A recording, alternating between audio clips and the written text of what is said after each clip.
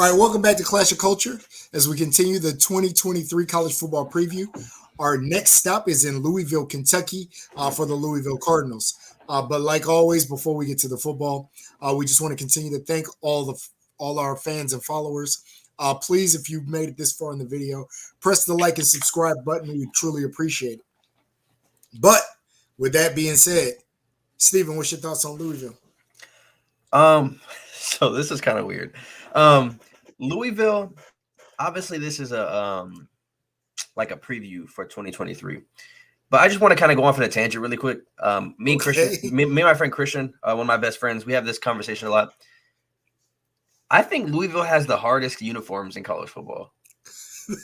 listen, no, hear me out. Like this is random, I know, but like I feel like Oregon was like on top of the throne for a while. But like those of y'all who watch Louisville games, Louisville has some hard uniforms. They got the hard they got a black, all black. They got the all white, all white, all red. They got a steel gray one. Oh, that steel gray one is tough. I don't remember the steel gray. I'm about to check that out. I'm gonna show it before the video is over. If you remind me, I'll show it video. So if y'all want to see that uniform, make sure you have all. Is there something with all the combos? Nah, but I can find it like towards the end. But nonetheless. This obviously is a preview video for Louisville. Sorry about the tangent there. Yeah, that has nothing to do with how they're going to do this. Hey, Louisville fans, y'all going to like that little portion. But obviously, we did a few ACC teams already. We did Miami, North Carolina, Clemson, FSU. So this is the fifth one. And Louisville, I don't think came up at all during any of those conversations. I don't think they're on the same level of expectations as those four teams, or really the top two, I guess I'd say. And I think the ACC is seemingly top heavy this year, with the two juggernauts in Clemson and Florida State. Well, some people are giving North Carolina kind of an outsider's chance to get in as far as the Big 12, as far as the ACC title game. But I think Louisville, they're my sleeper pick to make a little bit of noise in the conference. They are a stacked team. They're loaded. They had a hell of a recruiting class. They had a good transfer portal. They brought some stuff back. Obviously, they lost one of they're pretty much their best player, which we'll talk about soon. But I think Louisville is going to be really good this year. And I think that's going to be a really bold take, and it can either go the completely wrong way, or I can look like a genius come December. But I think Louisville is going to be a decent team this year. Let me pull up their 2022 schedule. Where'd they finish? 7-5 or 8-5? 1, 2, 3, 4, 5.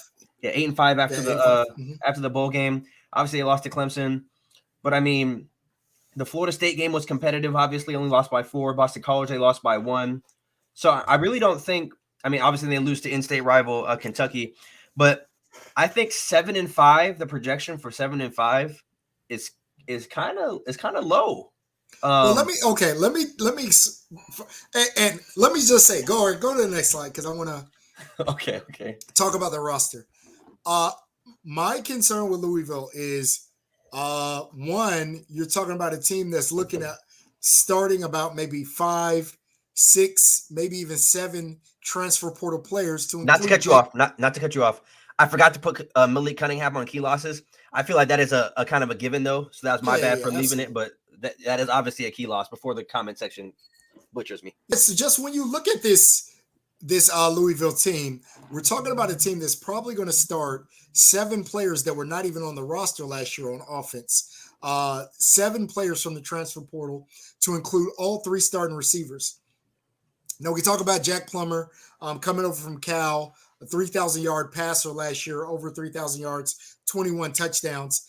But again, that was in a offensive-heavy Pac-12 where quarterbacks are king. And so the question is really, can he do that in the ACC, especially with all new receivers?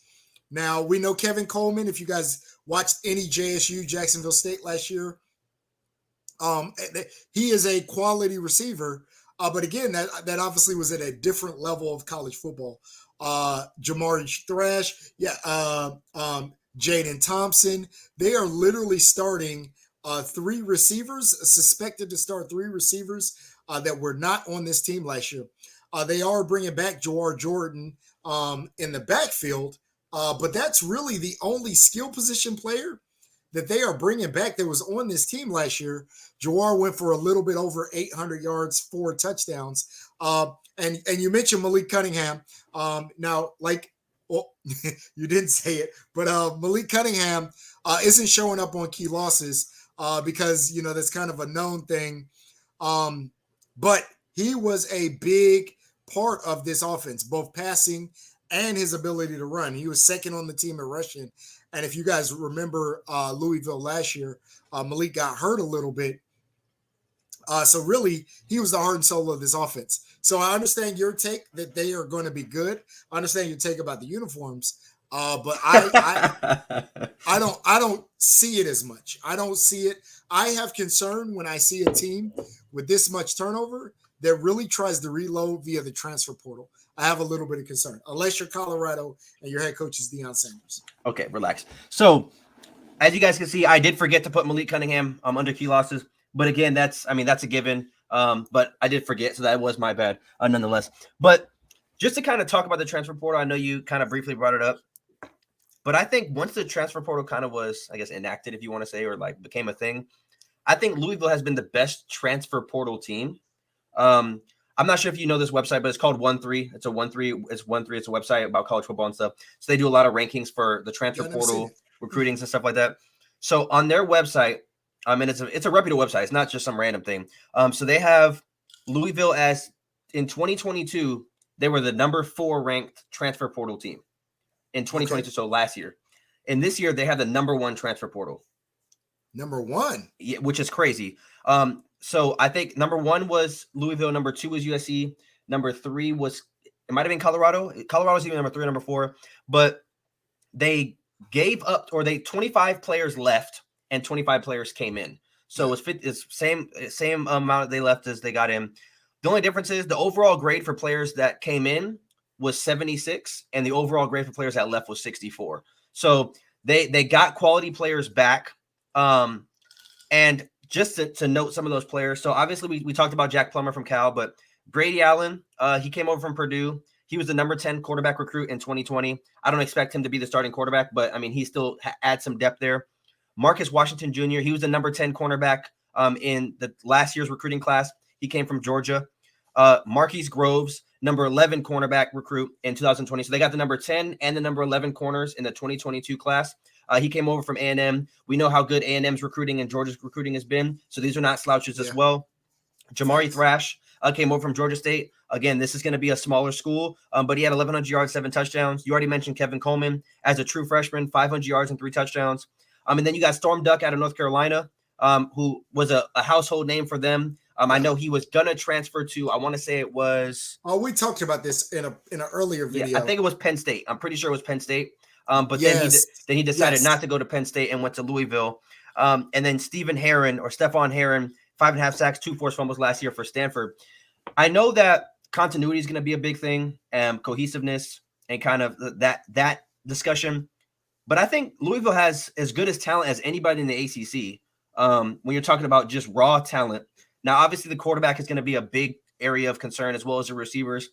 But it's not like the ACC. I mean, Clemson and Florida State are obviously at the top of the ACC. But it wouldn't surprise me to see Louisville make that run just because I don't think the drop-off is really that big. Now, I think because it's either been Clemson or Florida State in the last 12 years to win the ACC title, other than the Pitt year of 2 seasons ago, I still think Louisville can make that run. I wouldn't favor them. But let me pull up their schedule. And when I pull up the screen, you might look a little shocked. But when I pull up the screen, I'm pretty sure you're gonna look a little shocked. But my prediction, listen, let me get to it. Listen to it. I'm not a Louisville fan now. I'm a Clemson fan. But I got Louisville going 10-2 this year. Now, let me give you guys my thought process behind this. So we have the same floor at 6-6. I feel like that was an easy one. I think they can lose to Notre Dame, NC State, Miami, Virginia Tech, Kentucky, and maybe Boston College. I had this only at 11-1. I think the only team they can't beat is Notre Dame. I think they can beat Miami. I just favor Miami a little bit over them because it's an away game. Yeah. But I look at this schedule, and I think NC State is going to be a little bit more down because they lost their quarterback. I don't think Boston College is going to be that good this year. I don't think Pitt is going to be very good as well either. And I think the rest of the games, other than the 2 that I named losses, I would favor Louisville in. And I truly think, again, I can look stupid as ever come December, But I'm telling you now, if they are even, I think 9-3 or 10-3, like 9-3 is your ceiling. So I think 9-3 is my ceiling. Even if they go 9-3, 10-2, let's say they were to lose to, Kentucky, Miami, and Notre Dame, or Notre Dame, Miami, and NC State, I still think 9-3 would wow a lot of people, because they lost Malik Cunningham, and they're bringing so much in on the transfer portal. But this may be a very bold take. Let me know in the comment section below. Obviously, we're probably going to get a lot of Louisville fans in here, so they're probably not going to call me crazy. And they're probably going to agree with me, because that's what most fan bases do, is they think their team is going to win every game. That's no shade to you guys, because I think Louisville is going to have a great season. I don't know. And I truly think that they have a chance to do something special this year. And mind you, I'm a Clemson fan. I want Clemson to win the ACC. I want Clemson to win that national championship. But I mean, the way I'm looking at the schedule, I think they have a realistic shot to make a little bit of noise in the ACC. And I wouldn't be surprised if they were in the ACC championship game against a Florida State or against a Clemson. I'm shocked. Yeah, I really think Louisville is going to be about 7-5. And like I said, the concern for me is 7 new starters, to include 6 players in the transfer portal, 6 players from the transfer portal, a whole new receiving core, a new quarterback to this system. Again, as we talked about, though, Plummer did go over 3,000 yards last year. I suspect he's going to have a decent season, which was really the only thing that got me to 7-5 with them. Yeah, I think Boston College is going to be a little bit better than we suspect. The NC State game kind of gave me some concern again, because as you guys know, Leary's gone. But the other games I felt pretty good about. A lot of things have to work in their favor for Louisville to have a 10-2 season. I'm not going to say, and if you look, my ceiling 9-3, and I think 9-3 is a good ceiling. I think that this Louisville team, with this many transfer players, as Steven mentioned, 25, and I suspect all 25 of them, except for maybe Brady Allen, are going to play a significant role this year. When you have 25 players that did not play together before, playing, and obviously they bring players back, but playing in year 2 deep, to me, I just don't think you can have that level of turnover and be successful in a very solid conference like the ACC. It's just my thoughts. We're gonna revisit this in December. I pray, Louisville, please make me look like a genius. Please make me look like a genius. Don't make me look like an idiot on here. But hey, don't be surprised if Louisville's 10-2 and they clinch that spot against Clemson or Florida State in Charlotte for the ACC title game. We will have the video evidence that you said it. One way or the other, we'll have the video evidence that you said it. And before we leave, I promise to show you guys this. So this is going to be the uniform that I was talking about in the beginning of the video. I truly think Louisville has the nicest uniforms in college football. Let me just cycle through a bunch of these so you guys can kind of see. So they have the white ones, obviously. Look, oh my God, we're going to cut it right here, bro. We're going to cut it right here. Hey, this gray one is hard. Hey, we'll see y'all next time. Make sure y'all subscribe now.